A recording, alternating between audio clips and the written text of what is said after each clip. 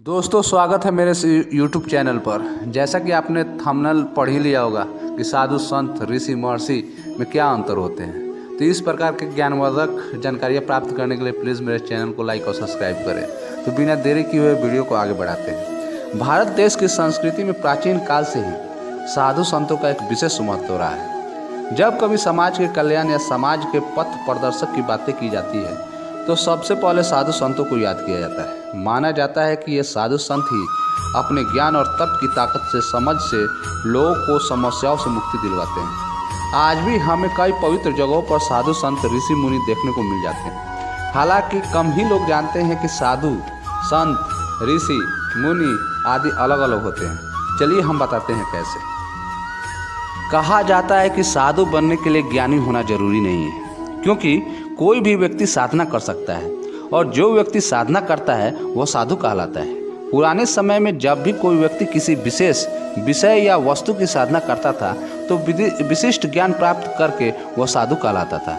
साधु वह है जिसकी सोच सरल और सकारात्मक रहे और जो काम, क्रोध, लोभ, मोह आदि को त्याग कर दे।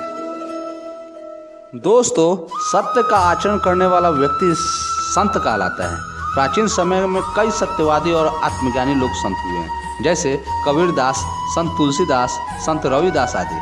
सब कुछ त्याग कर मोक्ष की प्राप्ति के लिए जाने वाले व्यक्ति को संत नहीं कहा जाता है, जबकि संत तो वो होता है जो संसार और अध्यात्म के बीच संतुलन बना सकता है।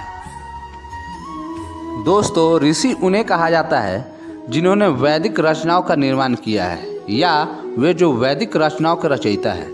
इन्हें यह उपाधि सैकड़ों सालों तक कठोर तप करने के बाद मिलती है। ऋषि वो होता है जिसमें क्रोध, लोभ, मोह, अहंकार, ईर्ष्या आदि का वास नहीं होता। ऋषि अगर चाहे तो अपने योग से परमात्मा को भी पा सकता है। दोस्तों, मुनि शब्द में मौन छुपा हुआ है और मुनि वे होते हैं जो बहुत कम बोलते हैं और शांत रहना पसंद करते हैं। दरअसल मुनि प्राचीन वेदों और ग्रंथों से ज्ञान अर्जित करते हैं और साथ में मौन रहने की शपथ लेते हैं। ऐसे ऋषि जो घोर तप और साधना प्राप्त करने के बाद मौन रहे वे मुनि कहलाते हैं, जबकि नारद मुनि जैसे मुनि भी हुए जिन्होंने भगवानों का जप किया। दोस्तों, हर जीव में 3 तरह के चक्षु मिलते हैं: ज्ञान चक्षु, दिव्य चक्षु और परम चक्षु। जिस किसी का ज्ञान चक्षु जागृत हो जाता है उसे ऋषि कहा जाता है। जिसका दिव्य चक्षु जागृत होता है वो महर्षि कहलाता है, जबकि जिसका परम चक्षु जागृत हो जाता है उसे महर्षि कहा जाता है। एक ऋषि अपने योग से ज्ञान और तप की उच्चतम सीमा तक पहुंच जाता है। इसके ऊपर केवल ब्रह्म ऋषि ही होते हैं। कहते हैं कि अंतिम महर्षि दयानंद सरस्वती हुए थे, जबकि उनके बाद कोई भी महर्षि नहीं हुआ है। तो ये थी आज की जानकारी। आपको कैसी लगी? उम्मीद करते हैं अच्छी होंगी। तो प्लीज़ मेरे चैनल को लाइक और सब्सक्राइब करें। तब तक के लिए थैंक यू, धन्यवाद।